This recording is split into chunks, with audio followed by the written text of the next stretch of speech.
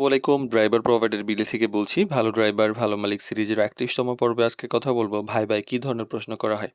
গত পর্বে আমরা ভাইভা কিভাবে হয় এটা বলেছিলাম, কিছু ব্যাপারও শেয়ার করেছিলাম। এই ব্যাপারে আরো অনেকে বিস্তারিত জানতে চেয়েছেন। তো সেই প্রেক্ষিতে আরেকটু কিছু বিস্তারিত বলে দেওয়ার চেষ্টা করছি। তো ড্রাইভিং চাকরির ভাইভা যে আসলে খুব জটিল হয় তা কিন্তু না, বরং এটা অনেক সহজ হয়। কিন্তু মালিক চায় বা নিয়োগকারী যিনি নিয়োগ দেন উনি চান যে আপনার অভিজ্ঞতা, দায়িত্ববোধ, আচরণ কেমন এই ব্যাপারে একটা ধারণা নিতে। অনেকে আছেন যে ভাইভায় গিয়ে অপ্রস্তুত হয়ে যান, মানে নার্ভাস হয়ে যান, উত্তর ঠিকমতো দিতে পারেন না। তাই আগে থেকেই যদি কিছু ব্যাপার আপনি জানেন তাহলে আপনি বুঝতে পারবেন যে আসলে কিভাবে ভাইভাটা দিতে হয়। যারা পুরাতন আছেন ওরা তো ঠিক আছেন, নতুন যারা তাদের উদ্দেশ্যে এই ভিডিওটা। তো আপনার অভিজ্ঞতা সম্পর্কে কিছু প্রশ্ন হতে পারে যে আপনি কত বছর ধরে গাড়ি চালাচ্ছেন, কোথায় চালাচ্ছেন, মানে কোথায় আগে কাজ করেছেন। এমনও হইতে পারে যে ওনাকে, আপনার আগের মালিককে এই মালিক চেনেন, হইতে পারে কথায় কথায়। তো কি ধরনের গাড়ি চালানোর অভিজ্ঞতা আছে এই ব্যাপারগুলো আপনার বাস্তব কাজের উদাহরণ হিসেবে বোঝা যায়। শহরের রাস্তা সম্পর্কে আপনার ধারণা আছে কিনা, রাস্তার রুট এই ব্যাপারগুলা। অনেক সময় হয় কি যে গুরুত্বপূর্ণ এলাকাগুলো আপনি চেনেন কিনা, ট্রাফিক যদি বেশি হয় আপনি বিকল্প রাস্তা চেনেন কিনা, এই ব্যাপারগুলা আপনার বাস্তব পরিস্থিতি আপনি কিভাবে সামলান এই ব্যাপারে ধারণা পাওয়া যায়। আবার জরুরি কিছু পরিস্থিতি হয়, রাস্তায় কিছু অপ্রত্যাশিত ঘটনা ঘটে যায়। অনেক সময় গাড়িতে সমস্যা হয়, তেল গ্যাস শেষ হয়ে যায়, ইঞ্জিনে সমস্যা হয় বা কোনো দুর্ঘটনা হইতে পারে, আল্লাহ না করুক। তো এই ব্যাপারগুলো হলে আপনি কেমনে সামলাবেন? বা কোনো সমস্যা হইলে মালিককে আপনি কিভাবে জানাবেন? অনেকের তো ফোন নষ্ট থাকে, চার্জ থাকে না, মালিকের নাম্বার থাকে না, আটকে থাকেন। এই ব্যাপারগুলা যেন না হয়। আবার কাজের নিয়ম সম্পর্কে জানার একটা ব্যাপার আছে। ড্রাইভিং এ হচ্ছে সম্মানের একটা, মালিককে সম্মান দেওয়া, ল অ্যান্ড অর্ডার মেইনটেইন করা, মালিকের ভালো-মন্দটা বোঝা, সময় মতো কোন সময়ে কি বলবো না বলবো করা, এইটা একটা গুরুত্বপূর্ণ ব্যাপার। তো কাজের নিয়ম সম্পর্কে আপনাকে বুঝতে হবে যে আপনি কত ঘন্টা ঠিকমতো ডিউটি করতে পারবেন, অতিরিক্ত কাজ হলে কিভাবে করবেন, একটু দেরি হইতে পারে সেক্ষেত্রে আপনি কিভাবে করবেন।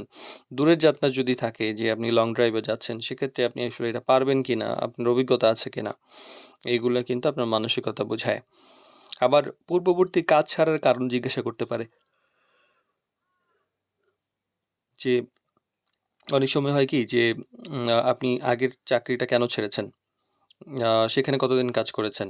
এই যে ব্যাপারগুলা, যে আপনি যদি বলেন যে, "আমার এখানে বেতন কম, এইজন্য ছেড়ে দিয়েছি।" এই ধরনের ব্যাপার হইতে পারে। তখন এইখানেও তো আপনাকে বলতে পারে যে, "এইখানেও তো আ যে বেতন আছে, আপনি যদি এর চাইতে বেশি বেতন পান, তাহলে কি হঠাৎ করে ছেড়ে চলে যাবেন কিনা?" এই ধরনের প্রশ্ন হইতে পারে। তো উত্তরটা তো আপনি জানেন যে, গুছায় উত্তর দিতে হবে। আপনি যদি ওরকম মানসিকতার হয়ে থাকেন যে, শুধু সেলারি পাইলেই আপনি চাকরি ছেড়ে চলে যাবেন, তাহলে কিন্তু হওয়া উচিত না। একটা নির্দিষ্ট সময় মালিককে দিয়ে আরেকটা ড্রাইভার রেডি না করা পর্যন্ত চাকরি ছাড়া উচিত না। ব্যক্তিগত আচরণ এবং অভ্যাসের কিছু ব্যাপার থাকে। যেমন আপনি ধূমপান করেন কিনা, নেশা করেন কিনা, উল্টাপাল্টা জিনিস খান কিনা, পান খান কিনা, নামাজ কালাম পড়েন কিনা, বা আপনার বাজে কোনো অভ্যাস আছে কিনা, সময় মেনে চলতে পারবেন কিনা, দীর্ঘমেয়াদে কাজ করতে আগ্রহী কিনা, এই ব্যাপারগুলো কিন্তু আপনাকে বুঝতে হবে।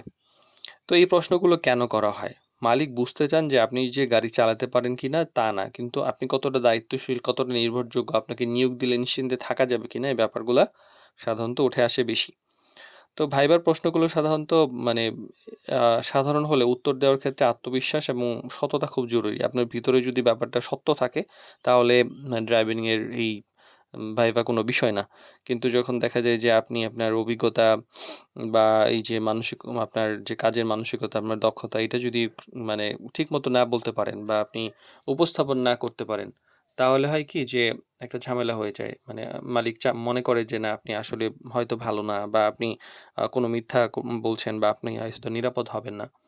তো শুরুতেই অনেকেই আছে যে আর্গুমেন্ট করেন, বার্গেইন করেন যে আমাকে এটা দিতে হবে, সেটা দিতে হবে, এটা জানাইতে হবে, সেটা জানাইতে হবে। মানে কাঠখোট্টা আচরণ করেন। এগুলা হলেও কি যে চাকরিটা কনফার্ম হয় না। তো এই ব্যাপারগুলো নিয়ে সতর্ক আচরণ করতে হবে যেন চাকরিটা কনফার্ম হয়। ইনশাআল্লাহ।